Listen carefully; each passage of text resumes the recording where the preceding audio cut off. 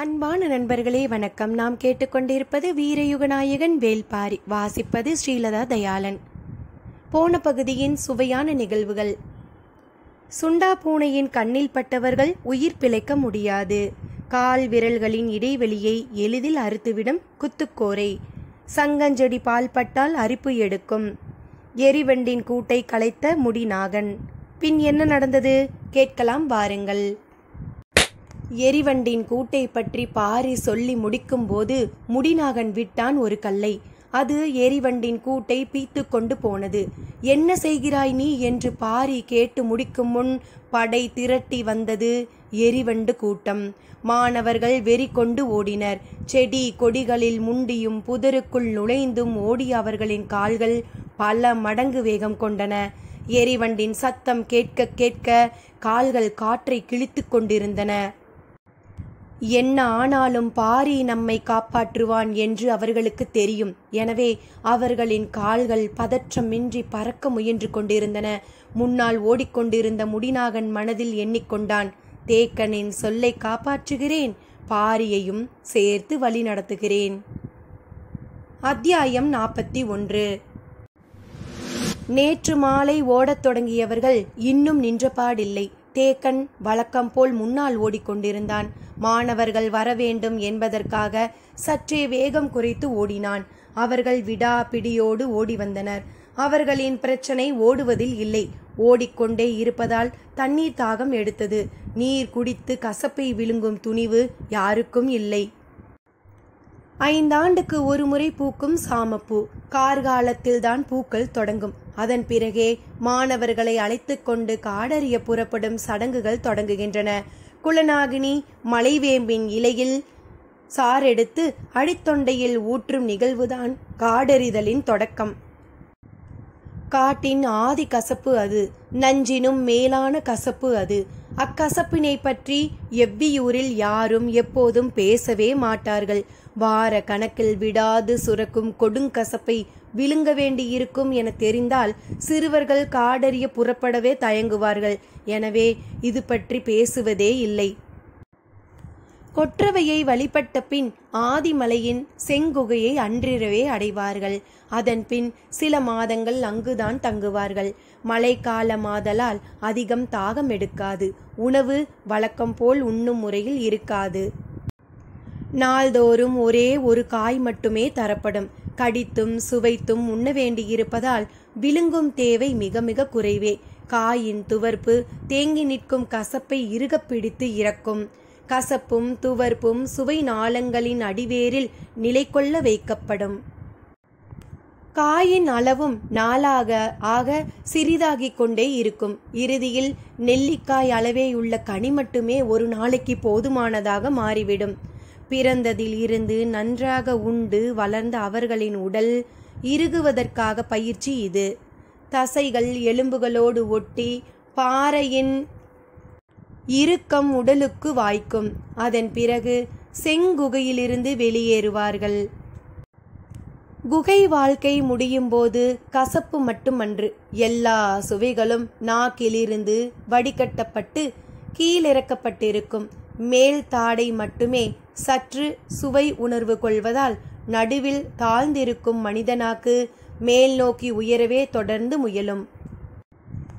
தலை கீழாக புரண்டிருக்கும் யானை நாக்கினை போன்ற வடிவம் அது. இம்மாற்றம் நிகழும் போது பேச்சு சுழன்று பின் கொஞ்சம் கொஞ்சமாக சரியாகும். காட்டின் மொழி விதவிதமான ஓசைகளை கொண்டது. அந்த ஓசைகளை எழுப்ப மனித நாக்கின் இயல்பான வடிவத்தால் முடியாது. பறவைகளும் விலங்குகளும் எழுப்பும் ஓசைக்கு எதிரோசை கொடுக்க மேல் தாடையை தொட்டு கிடக்கும் நடுநாக்கே அடிப்படை ஆதாரம். ஓசை எழுப்பும் முழு திறனும் ஒருவனுக்கு வரும் வரை ஒற்றை கனியின்றி வேறு உணவு உண்ண அவனை அனுமதிப்பதில்லை. காடறிதலின் முதற்பயிற்சி காட்டின் மொழியை கற்றுக்கொள்ளுதல்தான். அதற்கான தொடக்கத்தை தான் குலநாகினி அடிநாக்கில் வைத்து அனுப்புகிறாள். அங்கிருந்து தொடங்கி மரநாயில் வந்து முடிகிறது அது. காட்டு விலங்குகளின் ஓசையை அறிவதில் மிக கடினமானது மரநாய் ஓசைதான். மரமேறி விலங்குகளின் வகையிலும் சேராத மண் மீது நடக்கும் விலங்கின் வகையிலும் சேராத மரணாய் எழுப்பும் ஓசை முற்றிலும் மாறுபட்ட தன்மையை கொண்டிருக்கும். அதனை துல்லியமாக கவனித்து அறிதல் எளிதன்று. அவ்வோசையின் முடிப்பில் இருக்கும் சிறு சுழிவை நுட்பமாக கவனித்து அறியவில்லை எனில் எளிதில் ஏமாற்றமடைவோம். ஓசையின் முடிப்பில் இருக்கும் அச்சுழிவை மீண்டும் மீண்டும் எழுப்பி பார்த்தே உணரவும் அறியவும் முடியும். கீழ் வளைந்திருந்த நடுநாக்கு இப்பயிற்சியினால் மேல் நோக்கி எழுந்து பின் சமதளம் அடையும். இவை நிகழ்ந்து முடியும் போது உள்ளிருந்திருக்கும் விடாது சுரந்து கொண்டிருக்கும் கசப்பு எப்போது எங்கே மறைந்ததென்றே நினைவே இருக்காது. இப்பயிற்சிகள் எதுவும் நிகழாமல் அடித்தொண்டையில் வைக்கப்பட்ட கொடுங்கசப்பு உள்ளிறங்கியபடியே இருக்க மாணவர்கள் ஓடிக்கொண்டே இருக்கிறார்கள். ஓட ஓட தாகம் எடுக்கிறது. நீரை அருந்தவோ வேறு உணவை உண்ணவோ முடியவில்லை. ஒரு மிரடு எச்சில் உள்ளே போனாலே கொடுங்கசப்பு உள்ளிறங்கும் என்பதனை நினைத்து தேக்கன் மிகவும் கவலை கொண்டிருந்தான். அவர்களின் தொண்டை குழி முழுவதும் இந்நேரம் புண்ணாகி இருக்கும். இதுவரை காடறிய போன மாணவர்கள் யாரும் கண்டிராத கொடிய சோதனையை இவர்கள் கண்டு கொண்டிருக்கிறார்கள். இவர்களின் ஓட்டத்தை நிறுத்த சொல்லவும் முடியாது. ஓடியபடியே இருந்தால் இவர்கள் என்ன ஆவார்கள் என்றும் தெரியவில்லை என சிந்தித்தபடியே தேக்கன் ஓடினான். ஆனாலும் அவனது கவனம் வேகத்தை கூட்டும் செயலோடு தன்னை அறியாமலேயே இணைந்திருந்தது. அடற்காட்டினுள் புகுதல் எளிதல்ல. செடி கொடிகளை விலக்கியும் அறுத்தும் முன்னகர நினைத்து எடுத்து வைக்கும் ஒவ்வொரு அடியும் நகர முடியாத பெரும் புதரை நோக்கியே நகர்த்திச் செல்லும் ஆபத்து உண்டு. இயற்கையின் தன்மைகளை துல்லியமாக அறிந்தவர்களாகத்தான் இவர்கள் இருந்தனர். எனவே எக்காட்டுக்குள்ளும் நுழைந்து வெளியேறும் திறன் கொண்டிருந்தனர். காலம்பன் சரிவுகளில் கற்கள் உருளாமல் சரசரவென்று மேலேறி கொண்டிருந்தான். அடிப்பட்டவனால் வேகமாக நடக்க முடியவில்லை. மற்றவர்கள் உதவி செய்தாலும் அவனால் ஒத்துழைக்க முடியவில்லை. ஆனால் அவனை விட்டுவிடக் கூடாது என்பதில் நால்வரும் உறுதியாக இருந்தனர். நன்றாக விடிந்துவிட்டது. பின்னி கிடக்கும் மரங்களுக்கிடையில் ஊடுருவி கதிரவனின் ஒளிக்கதிர்கள் கீழிறங்கிக் கொண்டிருந்தன. நம்மை அவர்கள் பார்த்து விட்டார்கள். எனவே விரைவாக செல்ல வேண்டும். காட்டை அவர்கள் அளவுக்கு புரிந்தவர்கள் யாரும் இல்லை. எனவே அவர்களின் தாக்குதல் எப்படி இருக்குமென கணிக்க முடியாது. எப்படி இருந்தாலும் நம்மை காட்டுக்குள் வைத்து ஒன்றும் செய்ய முடியாது என்று உள்ளுக்குள் எண்ணங்கள் ஓடியபடி இருக்க காலம்பன் வேகத்தை கூட்டிக்கொண்டே இருந்தான். வழி அமைத்தபடி முன்னால் ஓடிக்கொண்டிருந்த காலம்பனுக்கு இக்காட்டில் ஏதோ ஒரு தன்மை வேறுபட்டிருப்பதாக தோன்றியது. என்ன என்பது புலப்படவில்லை. பின்னால் வருபவனின் முனங்கள் சற்றே அதிகமானபடி இருந்தது. நூலாம்படையை கிழித்து விளக்குவதைப் போல கை விரல்களால் எவ்வளவு பெரிய மரக்கொடிகளையும் எளிதில் விலக்கி முன்னேறினான். நேரமாகிக் கொண்டிருந்தது.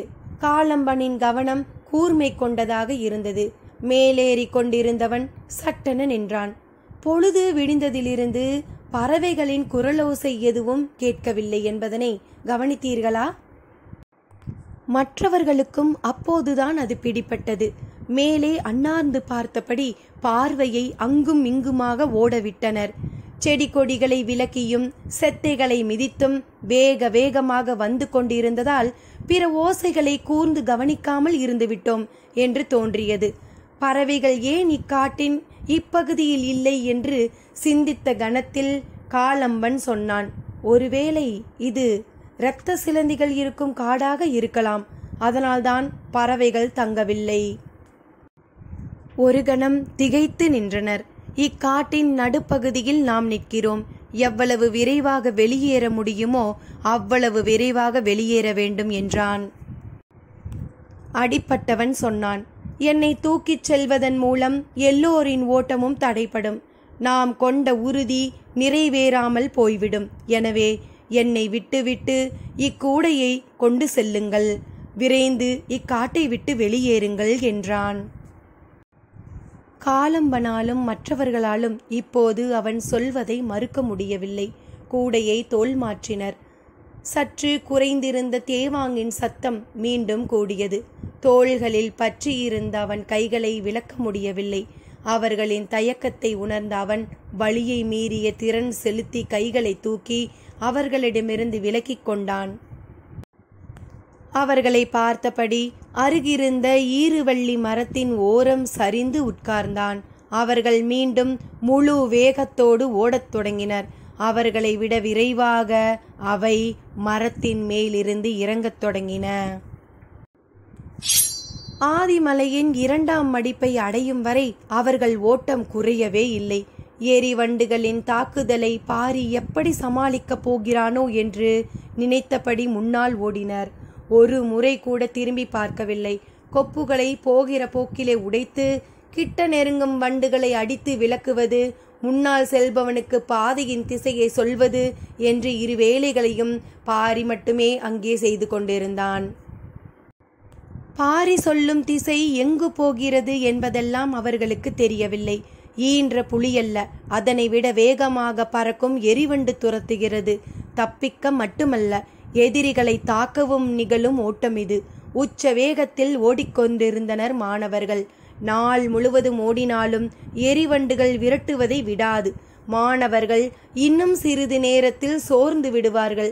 என்ன செய்யலாம் என்று சிந்தித்த பாரி வழியை சற்றே மாற்றி சரிவு பாறைகளுக்கு அருகில் இருக்கும் விருக மரத்தை நோக்கி அவர்களை ஓடவிட்டு கொண்டிருந்தான். முன்னால் ஓடிக்கொண்டிருந்த முடிநாகன் விருக மரத்தை கடந்தபோது பாரி ஓட்டத்தை நிறுத்தாமலேயே குனிந்து கற்களை எடுத்தான். எரிவண்டின் ஓசை காதை விட்டு அகலாமல் துரத்தியபடியே இருந்தது. முடிநாகன் மரத்தை ஒட்டி இடப்புறம் திரும்பும்போது பாரி கல்லை எடுப்பதை ஓரக்கண்ணால் பார்த்தான். விரட்டி வரும் இத்தனை வண்டுகளை கல்லால் அடித்து வீழ்த்திவிட முடியுமா? அதுவும் பறக்கும் வண்டுகளை ஒவ்வொன்றாய் கல்லெறிந்து வீழ்த்துவது என்பது முடிகிற செயலா? அதற்குள் வண்டு எத்தனை பேரை கடிக்குமோ? இன்னும் எவ்வளவு நேரத்திற்கு இவ்வளவு வேகமாக ஓட முடியும்? அவசரப்பட்டு கூட்டை கலைத்து விட்டோமோ என்று சிந்தித்தபடியும் பாரியின் செயலை புரிந்து கொள்ள முடியாமலும் ஓடினான் முடிநாகன். எடுத்த கல்லை முழு விசையோடு குறிப்பார்த்து எறிந்தான் பாரி. அவனது இலக்கு எரிவண்டல்ல, பாறையின் பொடவு. அப்பொடவுக்குள் என்ன இருக்கிறது என பாரிக்கு தெரியும். அவன் எறிந்த கல் பொடவின் விளிம்பில் பட்டு தெரித்தது. கற்கள் சிதறி சரிந்தன. கல்லோசை கேட்டதும் பொடவுக்குள் இருந்து கருங்கொண்டை வல்லூறுகளின் நீள்கழுத்துகள் எட்டி பார்த்தன. பார்த்த கணத்தில் அவை சிறகு விரித்து இறங்கத் தொடங்கின.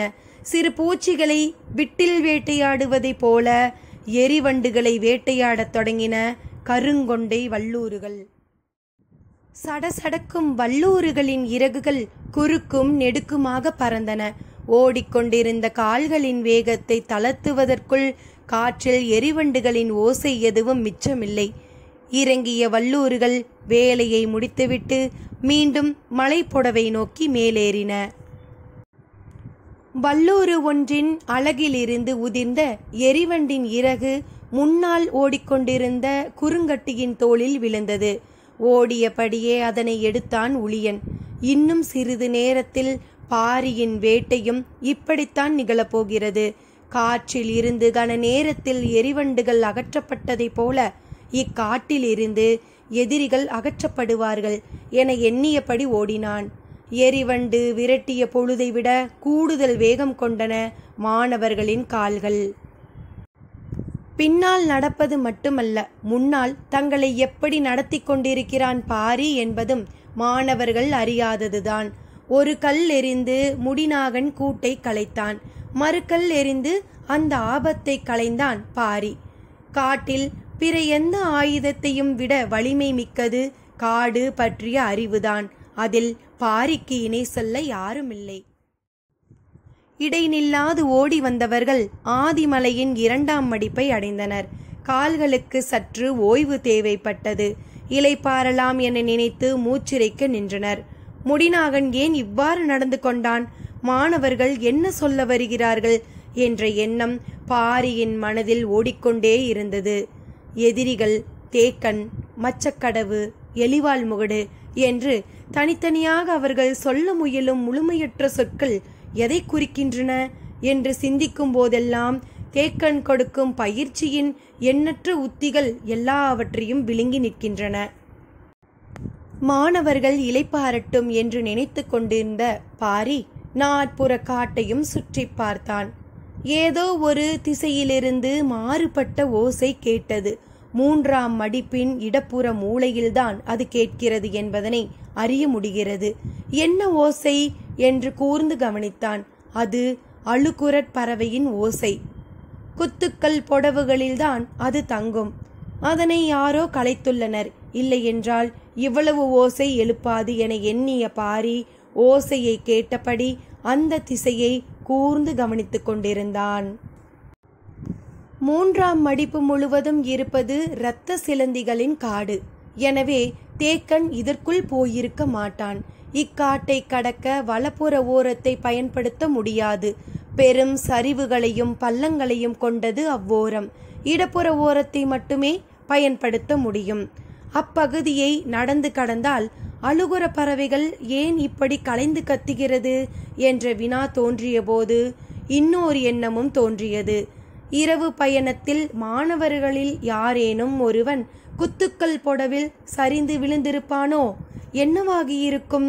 பெரும் பெரும் பிளவுகளை கொண்ட பள்ளமல்லவா என்று எண்ணியபடி, நீங்கள் இளைப்பாரி விட்டு வாருங்கள், நான் முன்னே செல்கிறேன் என்று சொல்லிவிட்டு ஓடத் தொடங்கினான் பாரி. பாரியின் கால்களை பார்த்தபடி இருந்த முடிநாகனின் முகத்தில் இதுவரை இல்லாத மகிழ்வு பூக்க ஆரம்பித்தது. குனிந்து கால் முட்டியில் கை வைத்து மூச்சிரைத்தபடியே முணுமுணுத்தான். தேக்கன் சொன்னதை செய்துவிட்டேன். தேக்கன் கணிப்பு மிக நிதானமாக இருந்தது.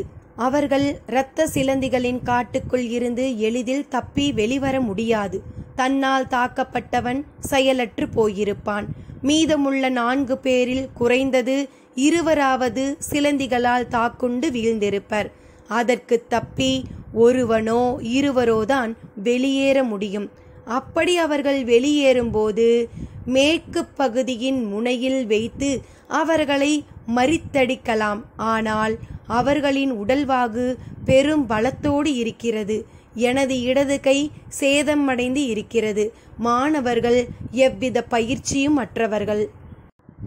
இந்நிலையில் அவர்களை வீழ்த்த வழி என்ன என்று யோசித்து கொண்டே ஓடியவனுக்கு கருஞ்சுரைக்காயின் நினைவு வந்தது. மாணவர்கள் வேறு எந்த ஆயுதத்தையும் பயன்படுத்துவதை விட கவன் சுற்றி அடிப்பதை திறமையுடன் செய்பவர்களாக இருப்பார்கள். சிறு பிள்ளையிலிருந்து கவன் அடித்து பழகுவதால் மிக இயல்பாக அதில் தேர்ச்சி இருக்கும். கருஞ்சுரையை கவனில் வைத்து அடித்தால் என்ன என்ற சிந்தனை தோன்றிய கணமே தேக்கனின் நம்பிக்கை பெருகத் தொடங்கியது. கருஞ்சுரைக்காய்க்குள் இருக்கும் பால் துளியளவு கண்ணில் பட்டாற் போதும், கருவிழி உருகி ஓடிவிடும். மாணவர்களை எதிரிகளின் முகம் நோக்கி அடிக்க செய்துவிட முடியும் என்ற நம்பிக்கை வலுப்பெற்றது. குத்துக்கள் புடவுக்குள் கருஞ்சுரை கொடி படர்ந்து கிடப்பதை பல முறை தேக்கன் பார்த்துள்ளான். அதனால்தான் அங்கு வந்து நின்று பிளவுகளை நோக்கி எட்டி பார்த்து கொண்டிருந்தான். பார்க்கவே அச்சங்கொள்ள வைக்கும் பெரும் பிளவுகள், பார்ப்பவனின் தலை சுற்றி உள்ளிழுக்கும் தன்மை கொண்டவை. ஏற்கனவே ஓட்டத்தாலும் தாங்கிக் கொள்ள முடியாத கசப்பாலும் சற்றே மயக்க நிலையில்தான் மாணவர்கள் இருந்தனர். சிறிது நேரம் இளைப்பாற விட்டு எட்டி பார்க்க வைத்தான். காலை கதிரவனின் ஒளி பாறை பிளவுகளுக்குள் இன்னும் முழுமையாக ஊடுருவவில்லை. ஆசான் ஏன் இதனை பார்க்கச் சொல்கிறார் என்று புரியாமல் திகைத்தனர். அவரின் கண்கள் புடவின் இடுக்குகளை அங்கும் இங்குமாக உற்று பார்த்து தேடிக்கொண்டிருந்தன. சற்று நேரத்தில் அது கண்ணுக்கு தட்டுப்பட்டது. மாணவர்களை அழைத்து காண்பித்தார். அதோ அந்த பிளவுகளுக்கு கீழே பாறை வெடிப்புகளில் படர்ந்து கிடக்கிறதே, அதுதான் கருஞ்சுரைக்காய் கொடி. யாராவது ஒருவன் கீழே இறங்கி அதில் உள்ள காய்களை பறித்து வர வேண்டும் என்றார். எல்லோருக்குள்ளும் தயக்கம் இருந்தது. ஆனாலும் தயக்கத்தை மீறி கீதானி தயாரானான். அருகில் விளைந்து கிடந்த கட்டுக்கொடியின் தூரை அறுத்து அவன் பிடித்து இறங்க வழி செய்தனர். கீதானி உள்ளிறங்கினான்.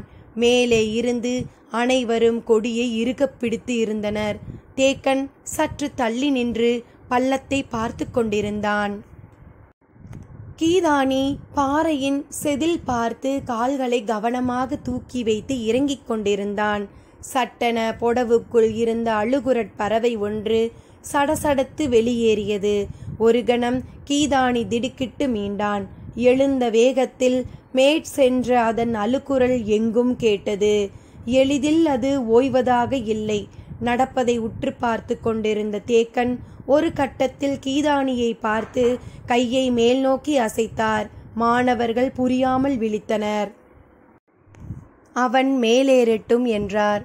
பறவை எதிர்பாராமல் பறந்தபோது அவன் திடுக்கிட்டு அஞ்சியதால் தேக்கன் முடிவெடுத்து விட்டாரோ என்று அவர்கள் நினைத்தார்கள். கீதானி இறங்குவதற்காக கால் தொடையில் கொடுத்திருந்த வலுவை கைப்பிடிக்கு மாற்றி உண்ணியபடி மேலேறி வந்தான். அடுத்து என்ன செய்யலாம் என்று சிந்தித்து கொண்டிருந்தார் தேக்கன். அவர் என்ன சிந்திக்கிறார் என்பது அளவனுக்கு மட்டும் புரிந்தது. கீழே கருஞ்சுரைக்காய் கொடி படர்ந்து கிடக்கும் இடமெல்லாம் இயல் புற்று கிடக்கிறது. தேக்கன் இப்போதுதான் அதனை பார்த்துள்ளார். தான் கீதானி இறங்கும் போதே பார்த்துவிட்டேன் என்று மனதில் சொல்லிக்கொண்டான் அளவன். ஈயல் என்பது சிறகு முளைத்த மலை எறும்பு. மற்ற எறும்புகள் மண்ணுக்குள் துகள் எடுத்து புற்று உருவாக்குவதைப் போல இது பாறைகளின் மேற்பரப்பை உரித்து புற்றமைக்கும். அதன் கொடுக்குகள் அவ்வளவு வலிமை மிக்கது. அதுவும் 7 கண் வைத்து புற்று கட்டக்கூடியவை. எந்த உயிரினமாவது அதற்கு ஆபத்து விளைவிக்கப் போகிறது என்று தெரிந்தால் ஒரே நேரத்தில் புற்றின் 7 கண்களில் இருந்தும் அவை பீச்சியடித்து கொண்டு வெளியில் வரக்கூடியவை. என்ற பாம்பின் சீற்றம் போல இறகடித்து வந்து மொய்க்கத் தொடங்கினால் உயிரினங்கள் எவையும் தப்பித்து வெளியேற முடியாது. பாறைகளையே உரிக்கும் கொடுக்குகளுக்கு சதைகளை சிதைத்தெடுக்க அதிக நேரம் தேவைப்படாது. கருஞ்சுரைக்காய் இப்போது அவசிய தேவை. ஆனால் அதனை சுற்றி ஈயல் புற்று இருக்கிறது. என்ன செய்யலாம் என தேக்கன் சிந்தித்த போது கொடியை தனது இடுப்பிலே கட்டிக்கொண்டான் அளவன். அவன் நஞ்சுமுறி உள்ளவன். ஈயலின் நஞ்சு அவனை ஒன்றும் செய்யாது. ஆனால் மிக கவனமாக எடுத்துவிட்டு வெளியேற வேண்டும். ஏனென்றால் அதன் கொடுக்கின் தாக்குதலுக்கு அளவனும் தப்பிக்க முடியாது. அதனால்தான் அளவனை கீழே இறக்க தேக்கன் தயங்கினான். ஆனால் வேறு யாரும் நெருங்கக்கூட முடியாத நிலையில் தான் இறங்குவதுதான் பொருத்தம் என முடிவு செய்து கீழிறங்கினான் அளவன். இரத்த சிலந்திகளின் கால்கள் மனித உடலில் பட்டால் போதும். பட்ட இடமெல்லாம் கன நேரத்தில் கொப்புளங்கள் பெருகத் தொடங்கும். அதன் காட்கொடுக்குகள் உள்ளேறி துடிதுடிக்க வைத்துவிடும். வேகமாக ஓடுவது முக்கியமல்ல, கவனமாக இதனிடமிருந்து தப்பிப்பதுதான் முக்கியம். காலம்பன் செடி கொடிகளை விலக்குவதை மிக கவனமாக செய்து கொண்டிருந்தான். அவர்கள் நம்மை பார்த்து விட்டார்கள்.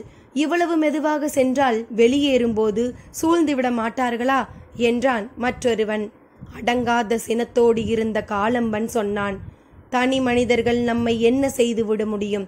அதுவும் குருதி நாளங்களில் வெறியேறியிருக்கும் இந்த நிலையில். மிக கவனமாக கருஞ்சுரையின் 3 காய்களை பறித்தான் அளவன். பாறையின் மீதிருந்து கண்ணிமைக்காமல் உற்று பார்த்து கொண்டிருந்தனர் அனைவரும். ஈயல்கள் அங்கும் இங்குமாக ஓரிரண்டு பறந்து கொண்டிருந்தன.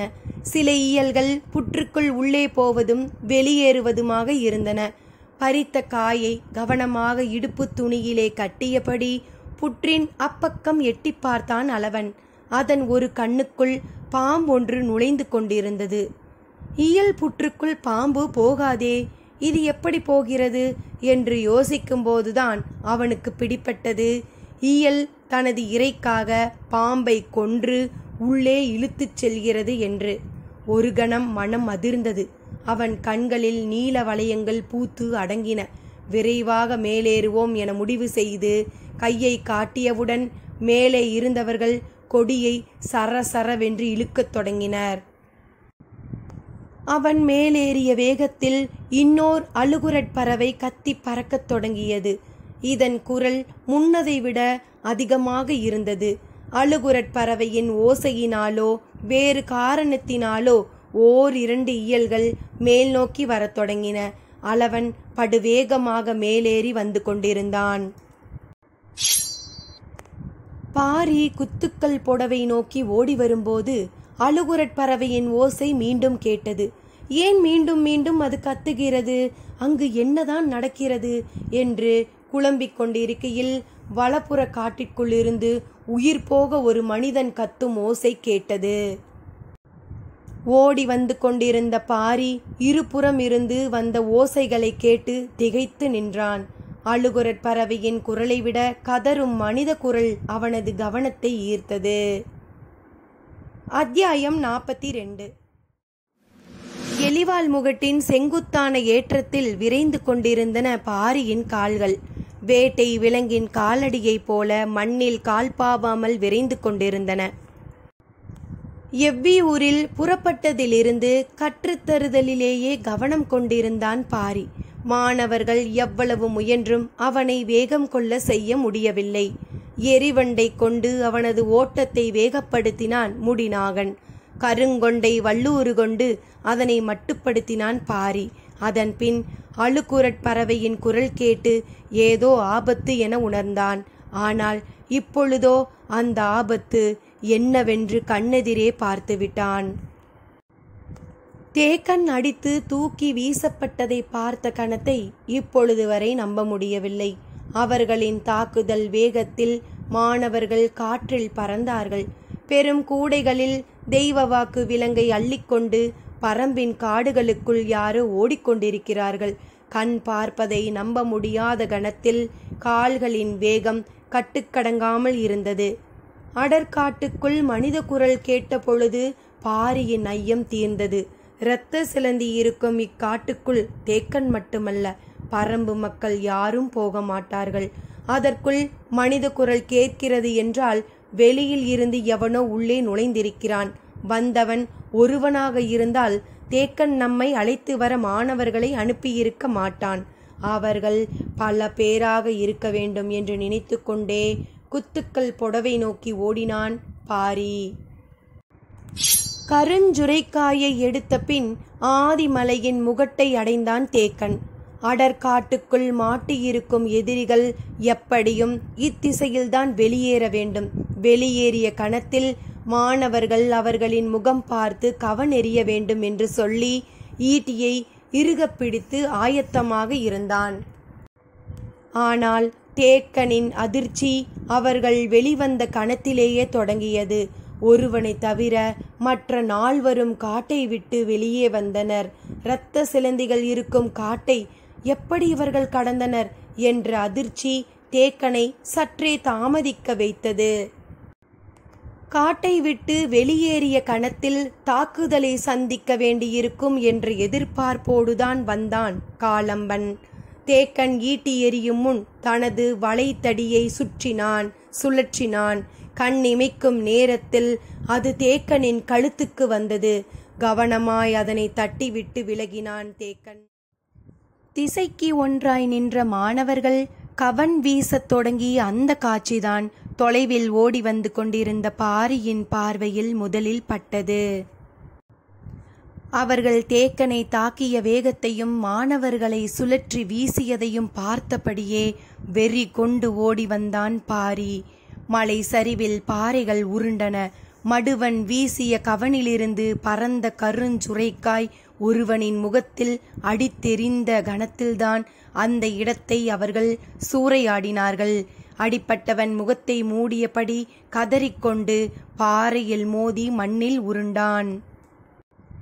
பரம்பு நாட்டின் ஆசான், பகரியை வேட்டையாடிய பெருவீரன், எத்தனையோ மாணவர்களை காடறி அழைத்துச் சென்று மாவீரர்களாக உருவாக்கியவன், தனி ஒருவனாக எவ்விலங்கையும் வீழ்த்தும் ஆற்றல் கொண்ட தேக்கன் தனது முழு ஆற்றலையும் திரட்டி மோதினான். ஆனால் அவனது ஆற்றல் முழுவதும் தற்காத்து கொள்ளவே போதுமானதாக இருந்தது. சூழப்பட்ட எதிரிகளின் வலிமை ஒப்பிட முடியாததாக இருந்தது. அவர்களின் தாக்குதலை உள்வாங்கியபடி மனம் அவர்களின் திறனை கணித்து கொண்டிருந்தது. ஆனால் உடலோ தூக்கி வீசப்பட்டு கொண்டிருந்தது. பாரி இடம் வந்து சேர்ந்த பொழுது எல்லாம் முடிந்திருந்தது. கருவிழி ஒழுகி துடித்து கதறிக்கொண்டிருந்த ஒருவனின் முதுகில் இருந்த பெரும் கூடையை அறுத்து எடுத்தனர் மாணவர்கள். தேவவாக்கு விலங்கின் அடங்காத கத்தலும் தூக்கி வீசப்பட்ட மாணவர்களின் வேதனை குரலும் கருவிழி கலங்கியவனின் கதறலும் எங்கும் எதிரொலித்து கொண்டிருந்தன. ஆதிமலையின் முகட்டை கடந்த அவர்கள் சிறிது தொலைவு போவதற்குள் முகட்டின் பின்புற சுனையில் பதுங்கியிருந்த 7 பேர் அவர்களுடன் இணைந்து கொண்டனர். அவர்களின் ஓட்டம் மர இடுக்குகளுக்குள் மறைந்தது. தாக்குதல் முடிந்ததும் வந்து சேர்ந்த பாரி கன நேரமும் தாமதிக்காமல் துடித்து கிளம்பினான். கிளம்பிய வேகத்தில் அவனை இறுக பற்றி நிறுத்த முயன்றான் தேக்கன். தேக்கனின் செயலுக்கு காரணம் புரியாமல் பாரி திகைத்த பொழுது தேக்கனின் வாய் முணுமுணுத்தது. அவர்கள் பலர், நீ ஒருவனாக போக வேண்டாம். தேக்கனின் சொல் பாரியை நிலைகுலையச் செய்தது. பரம்பின் ஆசானாக இப்படி பேசுவது சரியா? நான் ஒருவனா? இது எனது காடு. மரமும் செடியும் கொடியும் விலங்கும் இருக்கிற இக்காட்டில் நான் எப்படி தனியாவேன்? பிடித்த கையை உதறித் தள்ளிய பாரியின் ஆவேசம் பார்க்க முடியாத பெரும் சினம் கொண்டிருந்தது. ஓடினான் பாரி. காடதிர காற்றதிர கண்ணில் வெறி கொண்டு ஓடினான். பரம்பு நாட்டின் தேவவாக்கு விலங்கை தூக்கிக் கொண்டு ஆதிமலையை ஒரு கூட்டம் கடந்து விட்டதென்ற உண்மையை கொன்று புதைக்க ஓடினான். எவ்விலங்கின் ஓட்டத்தையும் விஞ்சக்கூடியவன் வேல்பாரி. காட்டின் எத்தரையிலும் முழு வேகத்தோடு ஓடக்கூடிய விலங்கு எதுவுமில்லை. ஒவ்வொரு விலங்குக்கும் ஓட்டமும் உச்சம் கொள்ளும் இடமும் உண்டு, ஊனம் கொள்ளும் இடமும் உண்டு.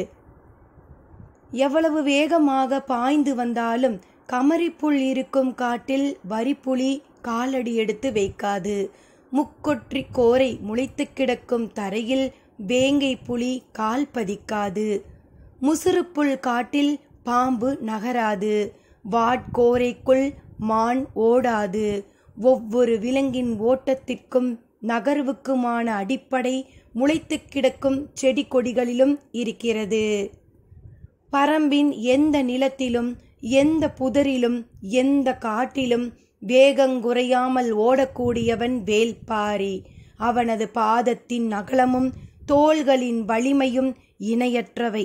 பிடரி மயிர் சிலிர்க்க ஓடும் பாரியின் ஓட்டத்தை மரித்து நிற்கும் உயிர் எதுவும் பரம்பு காட்டுக்குள் இதுவரை இல்லை. ஓடிக்கொண்டிருந்த எதிரிகள் எதிர் திசை காட்டை நோக்கி ஓடாமல் வலப்புற சரிவை நோக்கி இறங்கத் தொடங்கினர். யாராவது பின்தொடர்ந்து வந்தால் அவர்களை திசை மாற்றவே இத்தந்திரத்தை செய்தனர். அவர்கள் தங்களின் வழியை மாற்றிவிட்டனர் என்பதனை சிறிது நேரத்தில் கண்டறிந்தான் பாரி. சிவப்பு மூக்கு ஆக்காட்டி வலப்புற ஓடையின் பக்கம் நெடுநேரம் குரல் கொடுத்து கொண்டிருந்தது. அவர்கள் அப்பக்கம் திரும்புவார்கள் என யாரும் எதிர்பார்க்க முடியாது. அத்திசை நோக்கி படுவேகமாக பாரி இறங்கினான். எலிவால் முகட்டில் மோதல் நடந்த பொழுது 3 பேராக இருந்தவர்கள் இப்பொழுது எப்படி எண்ணற்றவர்களாக மாறினார்கள்? முகட்டின் கீழ் திசையில் ஏன் மறைந்திருக்க வேண்டும்? அப்படியென்றால் இன்னும் எத்தனை பேர் மறைந்துள்ளனர்? மனதில் வினாக்கள் அடுத்தடுத்து எழுந்து கொண்டிருந்த பொழுது அதற்கான விடையை கண்டறியும் முன்னே அடுத்த வினா எழுந்து வந்தது. எலிவால் முகட்டை கடந்து கீழ்ப்புறம் இறங்கியவர்கள் அதற்குள் எப்படி முகட்டின் அடிவார ஓடையை அடைந்தார்கள்? தேக்கனிடம் சில சொற்களை பேச மட்டுமே நான் நேரம் செலவு செய்தேன். ஆனால் அவர்கள் அதற்குள் ஓடைக்கு போய்விட்டார்கள் என்றால் அவர்களின் வேகம் நினைத்து பார்க்க முடியாதபடி இருக்கிறது. தேக்கனும் மாணவர்களும் இணைந்து தாக்குதல் தொடுத்த பின் வேகத்தை இன்னும் கூட்டியுள்ளனர். என்ன கூட்டினாலும் என்ன, அவர்கள் பரம்பின் காட்டுக்குள்ளேதானே ஓடிக்கொண்டிருக்கின்றனர். பாரியின் மனம் எதிரிகளை புரிந்து கொள்ளவும் அவர்களின் வேகத்தை கணிக்கவும் தனது தாக்குதலுக்கான முறையை உருவாக்கவும் முயன்று கொண்டிருந்த பொழுதே அவனின் கால்கள் ஏறக்குறைய பறந்து கொண்டிருந்தன. கீழ்த்திசை ஓடையை அவன் அடைந்தான். காட்டோடையில் நீர் பெருகி ஓடியது. ஓட்டத்தின் வேகம் முழுமையாக அருந்தது. ஓடையை நீந்தி கடந்தான். அவர்கள் வெகு நேரத்திற்கு முன்னமே ஓடையின் மறுக்கரைக்கு போய்விட்டனர். அது அடர் மரங்களற்ற காடு, புல் மேவிய 2 குன்றுகளை கொண்டது. ஓடுவதற்கு ஏற்ற நிலவாகு. பாரி கரையேறும் முன்னே அவர்கள் கண் பார்வையிலிருந்து மறைந்து விட்டனர். எதிரிகளின் ஆற்றல் ஓட்டத்தில் இருக்கிறது. அடர்ந்த மரங்களுக்கிடையே இவ்வளவு வேகமாக ஓடக்கூடியவர்கள் புதர்களற்ற நிலப்பரப்பில் இன்னும் விரைவு கொள்வர். அதுவும் தங்களை பரம்பினர் கண்டறிந்து விட்டனர் என்பதனால் கட்டுக்கடங்காத வேகம் கொள்வர். அதனை தடுக்க என்ன வழி என்ன வழி என்று சிந்தித்தபடியே கரையில் அடர்ந்து கிடக்கும் காட்டின் மரங்களுக்கிடையே புகுந்து வெளியேறினான். வெளியேறிய இடத்தில் முடிச்சிட்டு கிடந்த பெருவேர்களை தாவி கடந்த பொழுது அவன் கண்ணிற்பட்டதொரு செடி. சட்டென ஓட்டத்தை நிறுத்தி பெருமுடிச்சுகளை நோக்கி திரும்பினான். மரவேர்களின் கீழ்ப்பக்கம் முளைத்து கிடந்ததை பார்த்ததும் மனதில் ஆழத்திற்குள் இருந்து சிறு மகிழ்ச்சி மேலேறி வரத் தொடங்கியது. மரவேர்களின் இடப்புறம் அணுவள்ளி பூண்டு விளைந்து கிடந்தது. சற்றே நின்று மூச்சு வாங்கினான். அதன் இலைகளை எடுத்து உண்போமா வேண்டாமா என முடிவெடுக்க சிறிது தயங்கினான். அணுவள்ளி பூண்டின் இலை மனிதனை மூர்க்கம் கொள்ள வைக்கும். இரத்த ஓட்டத்தை கூட்டி வெறியேற்றும். உடலுக்குள் இருக்கும் ஆற்றலின் விசையை பெருந்தீயென கிளர்த்திவிடும். அவனது சிந்தனை என்னவோ இருக்கிறதோ அதனை நோக்கி பெருவேகத்தில் உடலை ஏவும். எனவே அதனை உட்கொள்வதில் மிக கவனம் தேவை. ஏற்கனவே உடலெங்கும் வெறி கூடி கிடந்த பாரி சற்றே சிந்தித்து ஒரு சிறு இலையை வாயில் போட்டுக்கொள்வோம் என நினைத்து அதன் ஒரு தண்டினை இழுத்தான். மொத்த செடியும் கையோடு வந்தது. எண்ணத்தின் வேகம் அப்படி இருக்கிறது என்பதனை உணர முடிந்தது. ஓரிரு இலைகளை மட்டும் பறித்து வாயிற்போட முனைந்தான். அப்பொழுது அருகில் இருந்த பாறையின் பின்புறம் மூச்சிறைக்கும் சிற்றோசை கேட்டது. ஏதோ ஒன்று இலைப்பாறுகிறது என நினைத்தான். ஆனால் ஓசையின் தன்மை சற்று மாறுபட்டிருந்தது. என்னவென பார்க்க பாறையின் பின்புறம் தலையை நீட்டினான். அங்கு சுண்டா பூனைகள் 2 கலவிக்கொண்டிருந்தன. உச்ச நிலையில் இயங்கிக் கொண்டிருந்த அவற்றின் கண்களை பாரியின் கண்கள் கூர்ந்து பார்த்து கொண்டிருந்தன. பல்லினை போல் நீண்டு வளைந்த அவற்றின் பற்கள் வெளித்தெரிய மூர்க்கமேறி சினந்து கொண்டிருந்தன. பார்த்தபடி அணுவள்ளி பூண்டின் இலைகளை ஒவ்வொன்றாய் மென்று கொண்டிருந்தான். ஆண் பூனையின் மூக்கின் முனையில் இருந்த துடிப்பும் ஆவேசமும் பாரியின் முகத்திலும் இருந்தன. அவன் அம்முடிவெடுப்பது என உறுதி கொண்ட பொழுது பறித்த செடியில் இலைகள் எவையும் மிஞ்சவில்லை. அவனது வேகமும் வெறியும் அப்படி இருந்தன. அவை இயங்கி முடிக்கும் கணத்துக்காக காத்திருந்தான். அவை தமது பணியை முடித்துவிட்டன என்று அவன் முடிவு செய்த கணம் வலது கால் அருகிருந்த கல்லை எத்திவிட்டது. அந்த கல் கீழிருந்த வெண்பூனையின் முன்னெற்றியில் பட்டு தெரித்தது. சற்றே கண் சொருகியிருந்த அது அத்தாக்குதலால் வெகுண்ட பொழுது மேலிருந்த ஆண் பூனை நிலை தடுமாறி சரிந்தது. 2 கண்களுக்கு முன்னால் பாரி நின்றிருந்தான். கலவி முடிந்ததும் உருவாகும் தீரா பசியோடு சீண்டிவிடப்பட்ட சினமும் சேர்ந்தது. 2 நின்று கொண்டிருப்பவனை தாக்க பாயத் தொடங்கிய பொழுது அவன் தனது வேலையை காட்டத் தொடங்கினான். கால்கள் முன் பாய்ந்து ஓடத் தொடங்கின. சுண்டா பூனையின் வெறி கணக்கில்லாத மடங்கு பெருகியது. சீண்டலின் உச்சத்துக்கு இரு பூனைகளும் உள்ளாயின. சுண்டா பூனையின் மூர்க்கமும் அணுவள்ளி பூண்டின் இலைகள் கிளர்த்திய மூர்க்கமும் காற்றை கிழித்து காட்டை அதிர செய்தன. பாரியும் வெறி கொண்ட இரு விலங்குகளும் ஓடிய வேகம் இதுவரை காடு பார்த்திராதது. ஓட்டத்தின் வேகம் கூட கூட சுண்டா பூனைகளின் வெறி மேலேறியபடியே இருந்தது.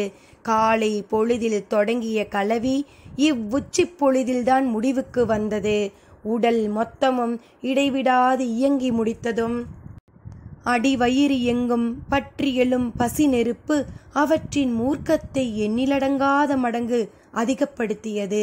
கல்லால் அடித்து சீண்டிவிட்டு சீண்டியவனின் கால்கள் நிற்காமல் ஓடும் பொழுது அவை இதுவரை இல்லாத சினமும் சீற்றமும் மிக்கவைகளாயின. பிடித்த காடறிய அடிநாக்கில் நஞ்சு கசப்பை உள்வாங்கிய மாணவர்கள் நேற்றிலிருந்து ஓடிக்கொண்டே இருக்கிறார்கள். கொடும் நஞ்சு இடைவிடாமல் அவர்களின் தொண்டைக்குள் சுரந்து கொண்டே இருக்க என்ன ஒரு வேதனையை அவர்கள் அனுபவித்திருப்பார்கள்.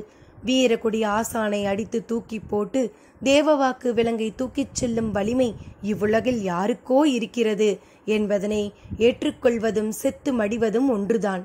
பரம்பு நாட்டின் அடையாளத்தை எடுத்துச் செல்லும் இவர்களின் உயிர் இன்னும் பரம்பின் எல்லைக்குள்தான் இருக்கிறது என்பதனை சகித்து கொள்ள முடியாத கோபமும் வெறியும் பாரியை கட்டுக்கடங்காத ஆவேசங்கொள்ளச் செய்தன. ஓட்டத்தின் வேகத்தை சரிந்து கிடக்கும் நிலமும் படர்ந்து கிடக்கும் செடி கொடிகளும் முடிவு செய்கின்றன. சுண்டா பூனைகளின் முதுகெலும்பு வில்லை போல வளைந்து நீல 4 காட்பாய்ச்சலில் ஓடி வந்து கொண்டிருக்கும் பொழுது அவற்றால் நெருங்க முடியாத வேகம் கொண்டு பாரி ஓடுவதற்கு காரணம் கண்ணுக்கு முன்னால் ஓடும் எதிரிகளும் கண் தெரியாத வெறியை உருவாக்கிய அணுவள்ளி பூண்டுமே. விலங்குகள் தங்களின் இரை நழுவி போகும் காலம் நீளுகையில் இயல்பிலேயே பல மடங்கு ஆவேசத்தை அடைகின்றன. சுண்டா பூனைகள் இவ்வளவு வேகம் கொள்வதற்கு அதுதான் காரணம். பாரி அவற்றை விட வேகம் எடுத்து ஓடிக்கொண்டிருப்பதற்கும் அதுதான் காரணம்.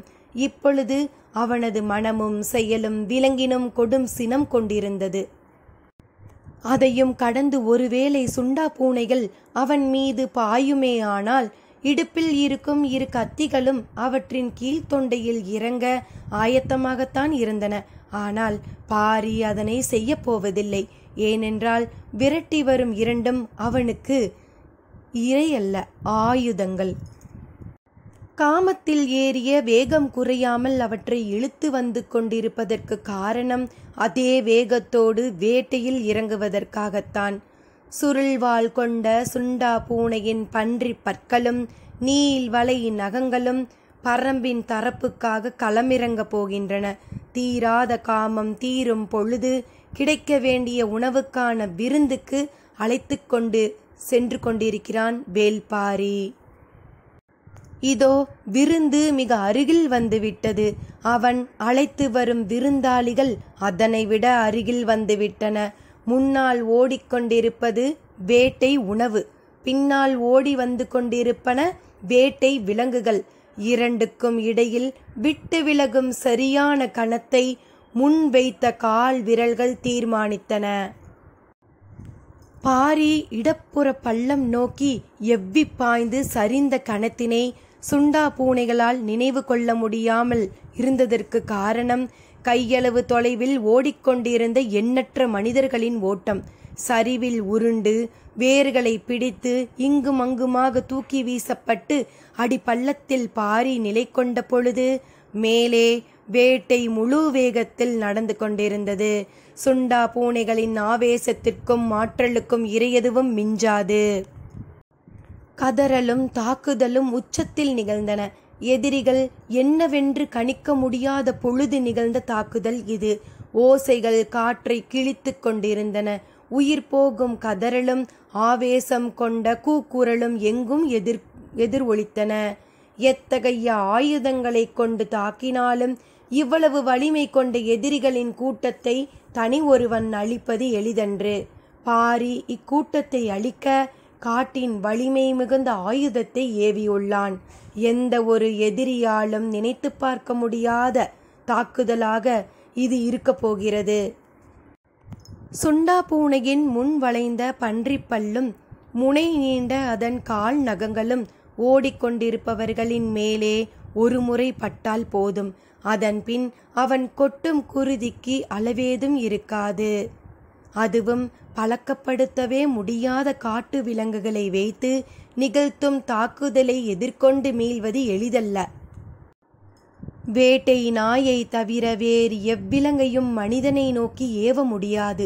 அதுவும் இப்பயங்கர விலங்கை எப்படி ஏவினார்கள் என்ற திகைப்பு அடங்கும் முன் அவர்களின் உயிர் மூச்சு அடங்கி இருக்கும். பாறையின் மேற்புறத்தில் கேட்டுக்கொண்டிருந்த பேரோசை கொஞ்சம் கொஞ்சமாக குறையத் தொடங்கியது. வேட்டை முடிவுக்கு வந்ததை எழும் ஓசைகள் சொல்லின. பாரி மேலேறி வர முடிவெடுத்தான். குருதி மிதக்கும் குளம் போல இருக்கும் அந்த இடத்தை காண திண்டுகளையும் வேர்களையும் பிடித்து மேலேறி வந்தான். ஒரு போர்க்களத்தின் உள்ளங்கையை போல் அவ்விடம் இருந்தது. அங்கும் இங்குமாக பலரும் சிதறி கிடந்தனர். அருகில் குடல் சரிந்த ஒரு சுண்டா பூனை கிடந்தது. இன்னொன்று தப்பியோடி இருக்க வேண்டும். ஒரு கூடையை கடித்து இழுத்துள்ளதால் அதிலிருந்த தேவவாக்கு விலங்குகள் வெளியில் சிதறி இருக்கின்றன. அவற்றை தப்பியோடிய பூனை விழுங்கி முடித்திருக்க வேண்டும். குருதி களம் விட்டு பார்வையை நகர்த்தி அடுத்த குன்றை பார்த்தான் பாரி. தப்பித்த மூவர் சற்று தொலைவில் நடுமலையின் விளிம்பை நோக்கி ஓடிக்கொண்டிருந்தார்கள். மூவரின் தோள்களிலும் கூடைகள் இருந்தன. ஆவேசம் கொண்ட சுண்டா பூனைகளின் தாக்குதலையும் மிஞ்சி ஓடும் மூவரையும் பாரியின் கண்கள் வியப்புற்று பார்த்தன. 7 பேரை பலி கொடுத்தாலும் தூக்கிய 3 கூடைகளை விட்டுவிடாமல் அவர்கள் ஓடிக்கொண்டிருக்கின்றனர். பாரி மீண்டும் ஓடத் தொடங்கினான். எதிரிகளின் ஆற்றல் நம்ப முடியாதபடி இருந்தது.